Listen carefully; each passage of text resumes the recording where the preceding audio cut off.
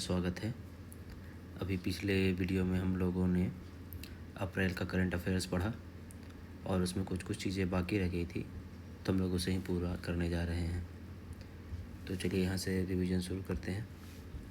राष्ट्रपति द्रौपदी मुर्मू की यात्रा पुर्तगाल और स्लोवाकिया में गए थे वो लोग। तो पुर्तगाल लिस्बन में गए वो। तो राष्ट्रपति मार्सेलो रेबोलो डी सूसा द्वारा उनको आमंत्रित और स्वागत किया गया था। तो राष्ट्रपति द्रौपदी मुर्मू कहाँ गए? पुर्तगाल गए थे, स्लोवाकिया गए थे। पुर्तगाल के राष्ट्रपति मार्सेलो रेबोलो डी सूसा द्वारा उनका आमंत्रित और स्वागत किया गया था। पुर्तगाली कवि लुइस बाज डी कामोस को पुष्पांजलि और जेरोनिमोस मठ का दौरा किया गया। राजनीतिक संबंधों की 50वीं वर्षगांठ पर संयुक्त रूप से एक स्मारक डाक टिकट भी जारी किया गया था। द्विपक्षीय व्यापार में 1.5 अरब का व्यापार पे हस्ताक्षर किया गया। सम्मान में कहता है कि लिस्बन शहर की सिटी ऑफ ऑनर से सम्मानित किया गया है। लिस्बन शहर की सिटी ऑफ ऑनर से इनको सम्मानित किया गया है। पीएम पुर्तगाल के पीएम कौन है? तो रॉबर्ट फिनो है, पुर्तगाल के पीएम हैं। उनसे इनकी मुलाकात की गई। फिर उसके बाद पुर्तगाल के बाद वो कहाँ गए? स्लोवाकिया गए। वहाँ के पीएम कौन है? तो रॉबर्ट फिनो। स्लोवाकिया के पीएम रॉबर्ट फिनो से उनकी मुलाकात हुई। कहता है कि लाइट वाला लेना होगा। कहता है कंटेस्टाइन द फिलोसफर यूनिवर्सिटी नाइटिंगरा में राष्ट्रपति मुर्मू को डॉक्टरेट की मानद उपाधि दी गई है। तो ये डॉक्टरेट की मानक उपाधि कहाँ दिया गया है? तो स्लोवाकिया में दिया गया है। स्लोवाकिया में डॉक्टरेट की मानद उपाधि दी गई है Constantine of the Philosopher University. The Constantine of the Philosopher University Nitra. तो ये नाइट्रा में, ये स्लोवाकिया में एक Constantine of the Philosopher University से राष्ट्रपति द्रौपदी मुर्मू को डॉक्टरेट की उपाधि दी गई है। दुबई के क्राउन प्रिंस उप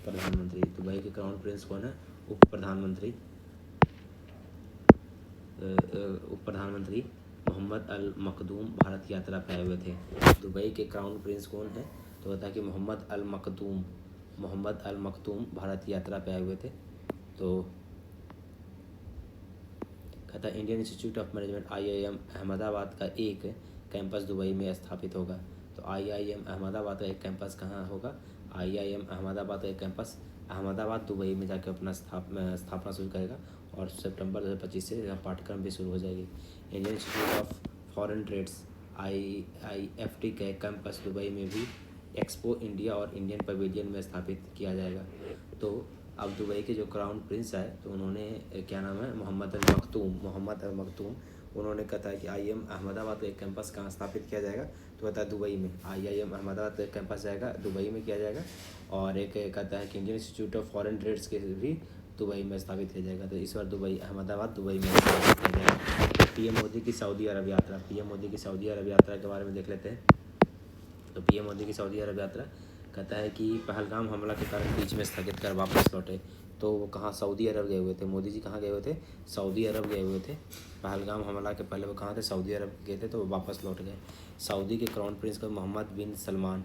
सऊदी के क्राउन प्रिंस कौन है? तो मोहम्मद बिन सलमान है। तो वहाँ से वो क्या हुआ? वापस लौट आए थे जब ये हमला हुआ था तब। अमेरिकी उपराष्ट्रपति के सब परिवार भारत यात्रा। तो उपराष्ट्रपति कौन है? JD वेंस थे। वो अमेरिका के थे, वो भारत आए हुए थे उस समय। JD वेंस अमेरिका के भारत आए हुए थे। ट्रेड्स इन द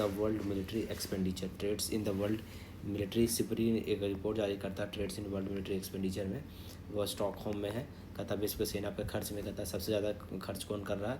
सबसे ज़्यादा अमेरिका कर रहा है। सैन्य अरब में 997 बिलियन। पिछले वर्ष से वृद्धि किया, 5.7% से वृद्धि किया। और GDP का 3.4% है। विश्व में व्यय 37% ये व्यय करता है। विश्व में 37%। भारत का, अमेरिका हो गया, फिर चीन हो गया सैन्य में, फिर रूस है, जर्मनी है, भारत 5वें नंबर पे है। लगभग 86 अरब डॉलर करता है, 86 अरब डॉलर। कहता है कि पिछले वर्ष 1.6% का वृद्धि किया है। और जो हमारे GDP का 2.3% है। अब विश्व में व्यय 3.2% है। विश्व में व्यय का 3.2% है। पाकिस्तान का सैन्य खर्चा में 29वां स्थान है। पाकिस्तान सैन्य खर्चा में कितने नंबर पे है? 29वां स्थान पे। GDP का 2.7% खर्च करता है। ठीक है, तो अभी हम लोग देख लिए कि सेना रिपोर्ट कौन दे रहा है? सिपरी दे रहा है। भारत 5वें नंबर पे 86 अरब डॉलर है और वृद्धि है 1.6% है। घटती मुद्रास्फीति बैंकों के लिए रेपो दर में कटौती। बैंकों के लिए रेपो दर में कटौती जारी करता कौन है? तो आरबीआई है। वो मुद्रास्फीति घट रहा है, मतलब महंगाई घट रहा है, तो रेपो दर में भी कटौती किया गया है। तो 9 अप्रैल 2025 को वर्तमान स्थिति में देते हैं तो रिकॉर्ड और रेपो रेट 6% कर दिया गया है। तो रिकॉर्ड और रेपो रेट कितना कर दिया है? 6% कर दिया है, जो पहले 6.25 था। अगर आप लोग को याद होगा तो पहले कितना था? 6.25 था रेपो रेट। अब उसको घटाकर कितना कर दिया गया है? कहता है कि 6% कर दिया गया है। कहता है रिवर्स रेपो रेट कितना है? तो रिवर्स रेपो रेट है हमारा, रिवर्स रेपो रेट है 3.35% है। रिवर्स रेपो रेट कितना है? 3.35% है। बैंक दर कितना है? 6.25 हो गया। तो बैंक दर जो हो गया, बैंक रेट हो गया, ये हमारा जो बैंक रेट कहते हैं इसको, बैंक रेट कितना है? तो 6.25% है। SLR कितना है? 18% है। CRR है 4% है और MSF है, कहता है कि 6.25। SLR मतलब है statutory liquidity ratio, statutory liquidity ratio, statutory liquidity ratio 18% है। अगर आपको ये पता होना चाहिए कि स्टैट्यूटरी लिक्विडिटी रेशियो क्या होता है, कि बैंक को अपने पास जो बैंक अपने पास जो रखता है वो कितना रखना पड़ेगा? 18% रखेगा। और CR या कैश रिजर्व रेशियो, इसको क्या कहते हैं? कैश, ये इकोनॉमिक्स का टर्म्स है, आपको याद रखना चाहिए। कैश रिजर्व रेशियो है, ये क्या होता है कि बैंक को RBI के पास जमा करना पड़ता है, और वो भी सिर्फ कैश में जमा करना पड़ता है। और ये जो SLR है, ये आपका बॉन्ड में, या फिर बॉन्ड हो गया, या फिर गोल्ड हो गया, ये सब भी आप अपने पास रख सकते हैं। लेकिन जब CRR है वो आप कैश में रखना होगा। तो ये कितना परसेंट है? 4% है। ठीक है, आगे देखिए। और MSF है, MS 6.25 है। तो हम लोग को जो इम्पोर्टेंट चीज़ है वो याद रखना है ये, कि ये रेपो रेट कितना परसेंट हो गया है? तो 6% है। और बैंक रेट कितना है? तो 6.25% है। ये इंपॉर्टेंट चीज़ है, याद रखना है। क्षेत्रीय ग्रामीण बैंकों का विलय हो गया 28, पहले 43 था। क्षेत्रीय ग्रामीण बैंक है वो अब 28 हो गया, पहले 43 था। तो ये लेटेस्ट डेटा है। तो ये समझिए कि स्टार्टिंग में 142 लगभग था, 42 143 था, जो घट के 43 बचा हुआ था। अब इसको भी घटा के कितना कर दिया गया? 28 कर दिया गया। अगर बिहार की बात भी किया जाए तो बिहार में भी पहले एक क्या था कि मध्य बिहार ग्रामीण बैंक था, और एगो दक्षिण बिहार ग्रामीण बैंक था। दक्षिण बिहार और मध्य बिहार ग्रामीण बैंक था, और दोनों को जोड़ के अब सिर्फ ग्रामीण बैंक बिहार कर दिया गया है। समझ गए? तो ये भी एक डेटा है जो कि आपको याद रखना चाहिए। तो होता है कि आगे देखिए, तो होता है कि वित्त मंत्रालय घोषणा किया है कि प्रत्येक राज्य में अब एक क्षेत्रीय ग्रामीण बैंक होगा 1 मई से। तो प्रत्येक राज्य में क्या होगा? एक क्षेत्रीय ग्रामीण बैंक किया जाएगा, और अब टोटल 28 हो गया है। पूंजीकरण से केंद्र का इसमें 50% होता है, राज्य सरकार 35% होता है, और प्रायोजक बैंक का 15% रहता है। और जहाँ तक हमको याद है कि दक्षिण बिहार ग्रामीण बैंक का प्रायोजक में कौन था? PNB था। और इसका मध्य बिहार का शायद सिटी बैंक था, या हमको लगता है कि कैनरा बैंक, सिटी बैंक या कैनरा बैंक में से कोई एक था। अब ये देखना होगा। देखिए यहाँ पे नीचे डेटा दिया गया, PNB है, यहीं पे तो दिया हुआ है। दक्षिण बिहार और उत्तर बिहार ग्रामीण बैंक का विलय करके बिहार ग्रामीण बैंक बना दिया गया, जिसका प्रायोजक बैंक कौन है? PNB है। देखिए यहीं पे दिया हुआ है।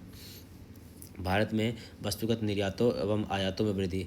तो अब आगे डेटा देख लेते हैं। तो कहता है कि भारत में वस्तुगत निर्यात और आयात में वृद्धि कर दिया गया है। वस्तुगत निर्यात और आयात में वृद्धि कर दिया गया है, कहता है 24-25 में। कहता है कहता है कि वस्तुगत व्यापार में कहता है कि 24-25। कहता है कि निर्यात कितना हो रहा है? तो कहता है कि भारत में वस्तुगत में, मर्चेंटाइज ट्रेड में कह रहा है कि निर्यात कितना परसेंट बढ़ा? 0.08% का वृद्धि हुआ है निर्यात में। और आयात में भी वृद्धि हो गया 6.025%। देखिए ये डेटा हम लोग को ऐसा होना नहीं चाहिए एक्चुअली में, लेकिन क्या कीजिएगा, व्यापार जो शेष है लगभग घाटा है, लगभग $241 अरब का है। ये बहुत बड़ा डेटा है। अब हम लोग को इसी चीज़ को कंट्रोल करना है। तो हम लोग क्या देख रहे हैं कि निर्यात करने में हम लोग मात्र 0.8% का वृद्धि किए, लेकिन आयात करने में 6.20% का हम लोग क्या कर दिए? वृद्धि कर दिए। और जो हमारा जो व्यापार घाटा है लगभग $241 अरब का है। अब ये हो गया वस्तु का था, मतलब कि कोई सामान का। अब देख लेते हैं कि सेवा का, ट्रेड इन सर्विस 2024-25 में देख लेते हैं। तो निर्यात कर रहे हैं में वृद्धि हुआ है, 12.45% का वृद्धि हुआ है निर्यात में। और आयात में कितना हुआ है तो 9.33%। तो इसमें निवल प्राप्तियाँ जो हमारा फ़ायदा हो रहा है वो $188 का है। तो हम लोग सेवा सेक्टर में अच्छा काम कर रहे हैं, लेकिन बात रहा वो इसमें तो उसमें गड़बड़ हो रहा है। तो निवल प्राप्ति सेवा सेक्टर में हम लोग अच्छा कर रहे हैं। निर्यात कितना का कर रहे हैं, लगभग 12.45% 12.5% का हम लोग निर्यात कर रहे हैं, और आयात मात्र 9.33% का ही निर्यात हो रहा है। तो ये हमारे लिए अच्छी खबर है। आगे देखते हैं, भारत का शीर्ष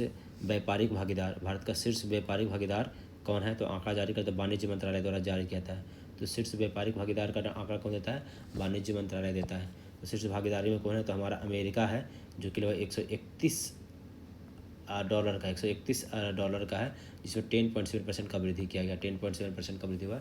उसके बाद हमारा कौन है, चीन है, जिसमें 7.9% का वृद्धि हुआ। उसके बाद थर्ड नंबर पर यूएई है, जो यूएई डेटा है। तो हम लोग किस मतलब ये क्या इसका मतलब हुआ कि हम लोग किस किस देश के साथ व्यापार करते हैं। तो फर्स्ट नंबर पे है हमारा अमेरिका, सेकंड नंबर पे है चीन है, थर्ड नंबर पे यूएई है। अमेरिका में लगभग 10.7% का वृद्धि हुआ और चीन के साथ 7.9% का वृद्धि हुआ है। विश्व में सबसे व्यस्त हवाई अड्डा में कहता है, सबसे व्यस्त हवाई अड्डा में कहता है airport council international, ACJ, airport council international है, ACJ ने इसका रिपोर्ट दिया है। सबसे ज़्यादा कौन है, अंटलाटा USA हवाई अड्डा हो गया। पहला पे दुबई दूसरे नंबर पे, और डल्लास फोर्ट वर्थ अमेरिका का है, वो तीसरे नंबर पे है। तो अब हम लोग देख लीजिए, सबसे ज़्यादा अटलांटा USA, अमेरिका का जो अटलांटा है वो सबसे ज़्यादा बिजी है, अटलांटा USA का। और उसके बाद कौन है, अटलांटा USA, फिर दुबई हो गया, और फिर डल्लास हो गया, ये भी USA का है। दिल्ली का इंटरनेशनल हवाई अड्डा रिपोर्ट में कहता है 20 नंबर में 9वें नंबर पे आ रहा है। जो हमारा जो दिल्ली है कितने नंबर पे है, 9वें नंबर पे है। भारत में सबसे टॉप में व्यस्त कौन है, तो हमारा दिल्ली का है, इंदिरा गांधी, और वर्ल्ड में 9वें नंबर पे है। तो ये डेटा याद रखिएगा कि वर्ल्ड में हमारा दिल्ली कितना है। ये सब स्टेटमेंट वाइज क्वेश्चन आता है, लिख देगा कि अटलांटा विश्व का सबसे व्यस्तम हवाई अड्डा है, और भारत का सबसे व्यस्तम कौन है, तो इंदिरा गांधी है, और ये वर्ल्ड नंबर पे कितने, 9th रैंक पे है। तो ये याद रखना है, ये इंपॉर्टेंट है कि वर्ल्ड में 9वें रैंक पे है। आगे देखते हैं, प्रधानमंत्री मुद्रा योजना 10 वर्ष के लिए कहता है। प्रधानमंत्री मुद्रा योजना है 10 वर्ष के लिए है, 2025 में शुरू किया गया। प्रधानमंत्री मुद्रा योजना 10 वर्ष के 2025 में शुरू किया गया। उद्देश्य ऋण गारंटी कोष की स्थापना किया जाएगा। तो प्रधानमंत्री मुद्रा योजना जो शुरू किया गया है 10 वर्ष के लिए, कहता है कि 2025 में शुरू किया गया 8 अप्रैल को। कहता है शिशु ऋण है लोग 50,000 तक है, किशोर ऋण है 50,000 से 5 लाख तक है, तरुण है 5 लाख से 10 लाख तक है, और तरुण प्लस है 10 लाख से 20 लाख तक है। शिशु 50,000, किशोर 50,000 से 5 लाख, तरुण 5 लाख से 10 लाख, और तरुण प्लस 10 लाख से 20 लाख तक है। ठीक है। वित्त वर्ष 24-25 के अंतिम माह मार्च 2025 में कहता है कि मार्च माह 2025 में कहता है कि उपभोक्ता मूल्य सूचकांक आधारित मुद्रास्फीति कितना रहा है, तो 3.34% रहा है। उपभोक्ता मूल्य, कंज्यूमर प्राइस इंडेक्स की बात कर रहा है, कंज्यूमर प्राइस इंडेक्स CPI। देखो उपभोक्ता मूल्य में क्या हो गया, मतलब कंज्यूमर प्राइस इंडेक्स, जिसको CPI कहते हैं। तो CPI में क्या कहता है, कितना 3.34% है, 3.34% है। और थोक मूल्य सूचकांक 0.25, थोक मूल्य में WPI कहता है, इसको कहते हैं W। थोक मूल्य सूचकांक में कितना हो गया, तो कहता है कि ये 2.05% है, और ऐसे 3.4% है। भारत में GDP अनुमान क्या रखा गया है, तो IMF ने बोला है, IMF का डेटा पहले देख लेते हैं, ये बहुत इंपॉर्टेंट है। IMF 2025-26 में बोल दिया है कि ये लगभग 6.2% से बढ़ेगा। कहता है कि 26-27 में 6.3% से बढ़ेगा। वर्ल्ड बैंक जो बोला है कि 25 में 6.3% से बढ़ेगा। RBI बोला है 25-26 में 6.5% से बढ़ेगा। सबसे ज़्यादा हमारा RBI एस्टिमेशन लगा दिया है, RBI बोल दिया 6.5%। RBI के बाद फिर कौन है, वर्ल्ड बैंक है, वर्ल्ड बैंक 6.3 हो गया। और उसके बाद कहता है कि IMF है 6.2% है। समझ रहे हैं, तो ये डेटा याद रखना होगा कि कौन कितना बड़ा हमारा डेटा दिया है। ठीक है। प्रधानमंत्री प्रौद्योगिकी और नवाचार रिपोर्ट 2025 में फ्रंटियर टेक्नोलॉजी के लिए तत्परता सूचकांक डाला गया। प्रौद्योगिकी एवं नवाचार रिपोर्ट के लिए फ्रंटियर टेक्नोलॉजी के तत्परता सूचकांक में जारीकर्ता कौन है, अनकैड हो गया, अनकैड जारीकर्ता कौन हो गया, अनकैड हो गया। प्रौद्योगिकी और नवाचार रिपोर्ट फ्रंटियर टेक्नोलॉजी के लिए तत्परता सूचकांक जारी कौन कर रहा है, जारीकर्ता अनकैड है संयुक्त राष्ट्र व्यापार और विकास संगठन, संयुक्त राष्ट्र व्यापार और विकास संगठन। थीम क्या है? विकास के लिए समावेशी एआई, विकास के लिए समावेशी एआई, विकास के लिए समावेशी एआई। तो हम लोग देख रहे हैं प्रौद्योगिकी और नवाचार रिपोर्ट, प्रौद्योगिकी और नवाचार रिपोर्ट देख रहे हैं, जिसमें फ्रंटियर टेक्नोलॉजी के लिए तत्परता सूचकांक अनकार्ड द्वारा जारी किया था है विकास के लिए समावेशी एआई। नवाचार रिपोर्ट में भारत का स्थान 170 देशों में कितना है? 36वां है। भारत का स्थान कितना है? 36 नंबर पे। नवाचार कहता है न प्रौद्योगिकी और नवाचार रिपोर्ट में 36 नंबर पे है। अनुसंधान और विकास में, रिसर्च एंड डेवलपमेंट में, R&D में हम लोग तीसरे नंबर पे हैं। R&D में, रिसर्च एंड डेवलपमेंट में तीसरे नंबर पे हैं कहता है। लेकिन नवाचार रिपोर्ट में, नवाचार रिपोर्ट में हम लोग नवाचार करने में 36 नंबर पे हैं और R&D करने में तीसरे नंबर पे हैं। औद्योगिक क्षमता में, औद्योगिक क्षमता में 10वें नंबर पे हैं। कौशल में 113 नंबर पे हैं। कौशल में कितने नंबर पे? 113 नंबर पे। वित्त का पहुंच में हम लोग लगभग 70 नंबर पे। एआई निवेश में 10वें नंबर पे हैं। तो मेन जो इम्पोर्टेंट इसमें है, ये आप ये इधर रखिए कि मेन जो इसमें है वो एआई रिपोर्ट देखिए, एआई निवेश रिपोर्ट है, ये इंपॉर्टेंट है। एआई में हम लोग कितने हैं? 10th नंबर पे हैं। फिर कहता है कि R&D में हम लोग कितने हैं? R&D में जो रिसर्च एंड डेवलपमेंट में 3rd नंबर पे हैं, ठीक है।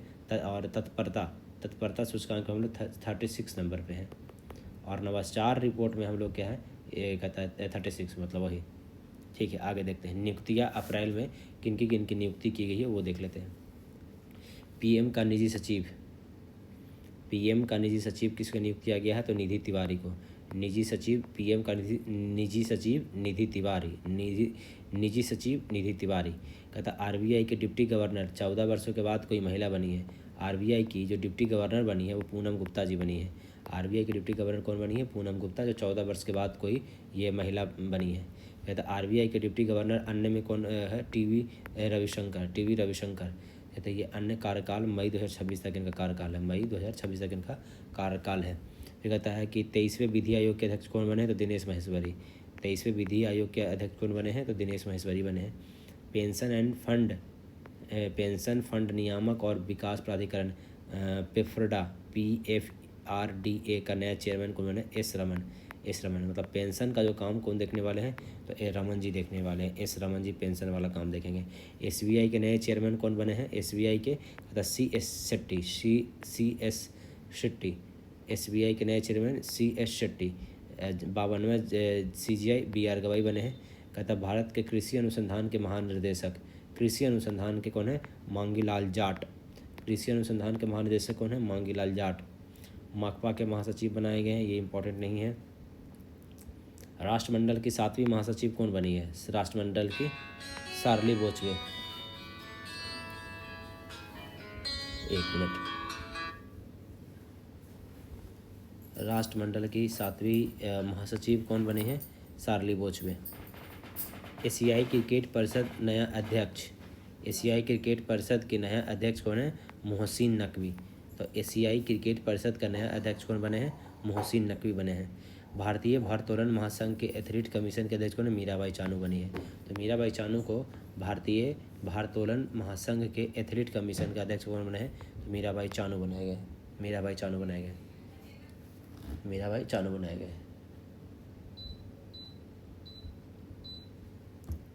तो अब हम लोग ये सब चीज़ें देख रहे हैं, नियुक्ति देख रहे हैं, पुरस्कार और सम्मान देखते हैं। तो सिटी ऑफ ऑनर, तो सिटी ऑफ ऑनर किस राष्ट्रपति द्रौपदी को लिस्बन में दिया गया है।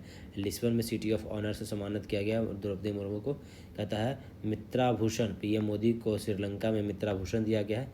19वां रामनाथ गोयनका पुरस्कार 19वां किसको दिया गया? रामनाथ गोयनका पुरस्कार 19वां दिया गया। पत्रकारिता के क्षेत्र में दिया जाता है। पत्रकारिता के क्षेत्र में द्रौपदी मुर्मू द्वारा दिया गया नई दिल्ली में। हिंदी के लिए मृदुलिका झा को दिया गया, हिंदी के लिए मृदुलिका झा को दिया गया। पेपर आज तक की एडिटर है डंकी रूट के लिए आज तक की पेपर का है आज तक। वाणिज्य और आर्थिक पत्रकारिता के लिए इकोनॉमिक्स टाइम्स को दिया गया है। वाणिज्य एवं आर्थिक पत्रकारिता के लिए इकोनॉमिक्स टाइम्स को दिया गया है। तो अब ये देखिए पुरस्कार सम्मान दिया है कि 19वें रामनाथ गोयनका पुरस्कार जो है, 19वें रामनाथ गोयनका पुरस्कार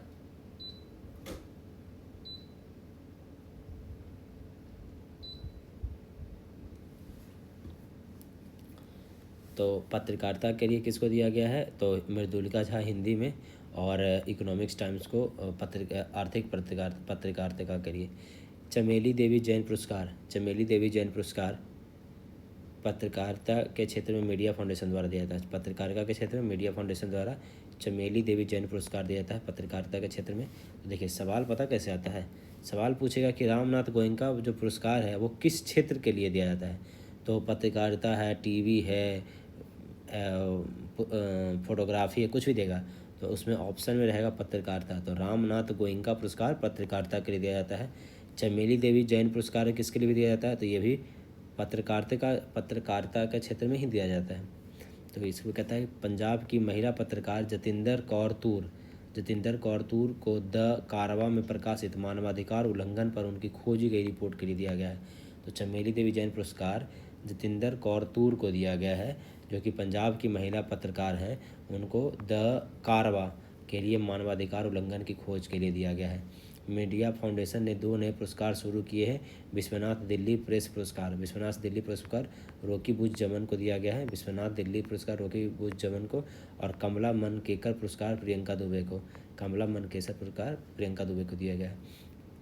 AFMS में सर्वश्रेष्ठ अस्पताल का पुरस्कार कहता है INHS अश्विनी मुंबई को दिया गया है।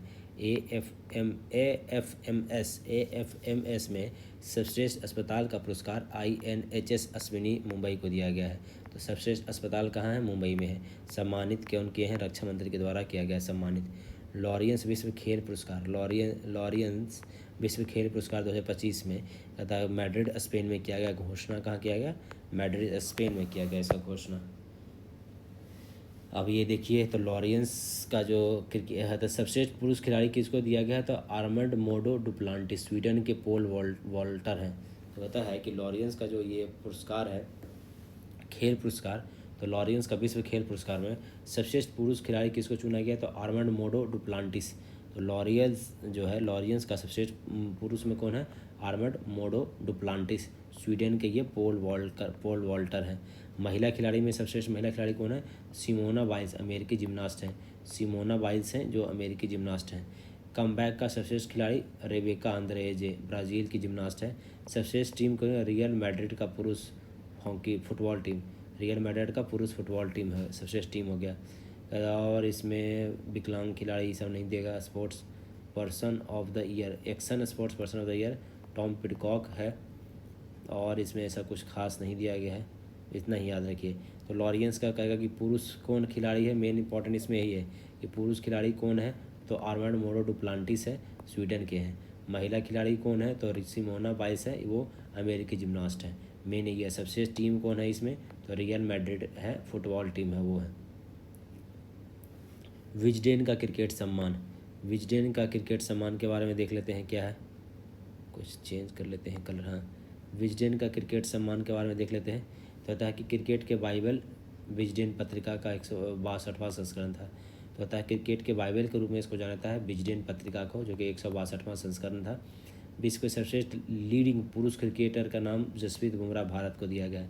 तो विजडेन क्रिकेट में सर्वश्रेष्ठ लीडिंग पुरुष क्रिकेटर का सम्मान जसप्रीत बुमराह को दिया गया, और महिला में किसको दिया गया, स्मृति मंदाना भारत को दिया गया।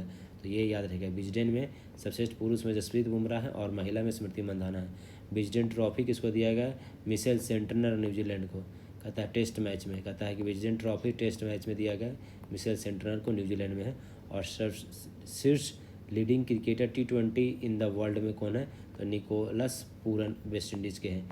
तो कहता है शीर्ष में leading cricketer T20 in the world में निकोलस पूरन है वेस्ट इंडीज़ के, उनको दिया गया है। 4th लता दीनानाथ पुरस्कार कुमार मंगलम बिरला को दिया गया है।